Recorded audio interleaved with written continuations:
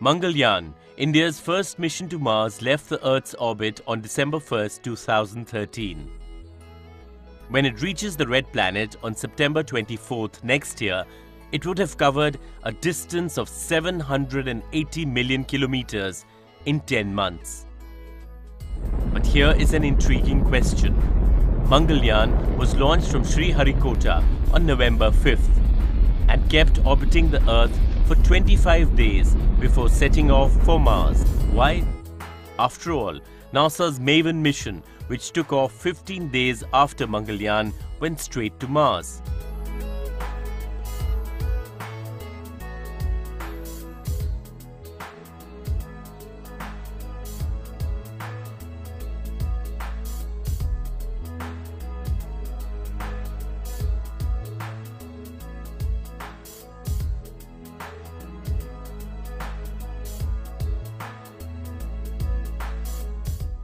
This is how it worked.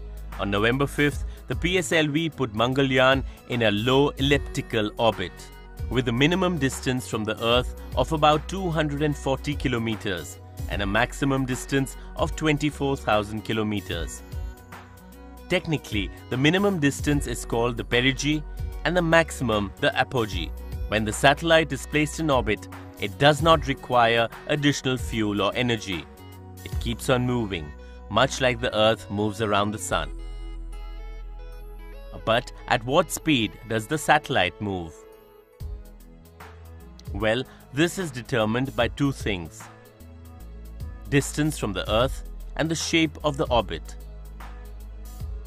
The closer the satellite is to Earth, the faster its speed, as the gravitational pull is higher.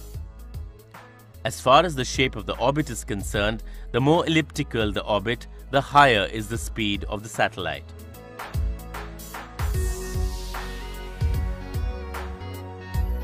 Now let's see how ISRO used two principles to increase the speed of the satellite.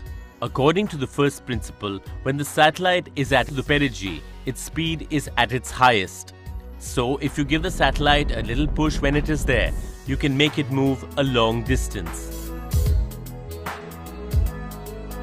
When the satellite is at its perigee, the mission controller in Bangalore often fire the motor on board to push the satellite into a higher, more elongated orbit, thus increasing the speed of the satellite significantly. Between November 5th and November 16th, ISRO made 5 orbit-raising maneuvers, increasing the apogee to 193,000 kilometers, which is 8 times the height at which the satellite was first placed. This pushed the speed of the satellite to nearly 11 kilometers per second, which is close to the escape velocity.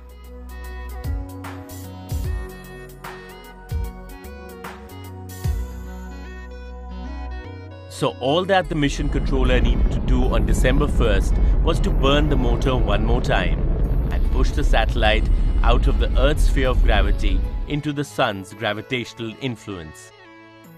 Since the Earth is orbiting around the Sun at a speed of 1 lakh kilometers per hour, Mangalyaan exited the Earth's sphere of influence with the same speed, plus the additional push given by the motor.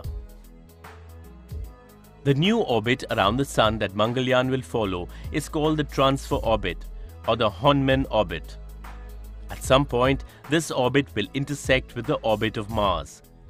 The timing of the mission has been carefully planned to ensure that when Mangalyaan reaches the point of intersection, Mars itself will be there to meet it. The satellite will then fire its onboard motor, but this time in reverse direction to slow down its speed, so that Mars can take Mangalyaan into its own gravitational sphere of influence. Mangalyaan will then start orbiting Mars for about a year. So, if anybody ever asks you, why is it that traveling to Mars takes only as much fuel as traveling to the Moon does, even though Mars is about 100 times more distant than the Moon, you know the answer. Most of the fuel we need is just to launch the satellite. The rest of the journey is mostly courtesy of gravity. If only we could travel with such ease down here on Earth.